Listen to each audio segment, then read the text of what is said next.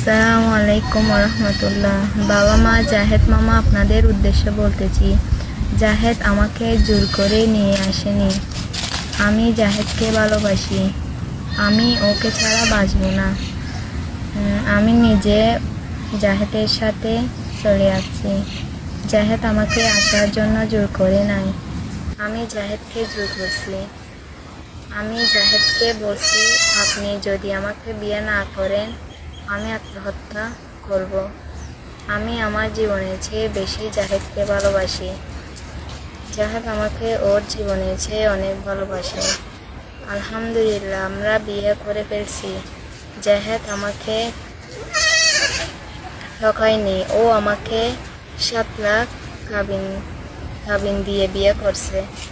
আমি আবার বলতেছি, আমার শ্বশুরবাড়িতে কাউকে যেন ডিস্টার্ব না করেন। যদি সম্ভব হয় আমাদের দুই পরিবারে মেনে নেন।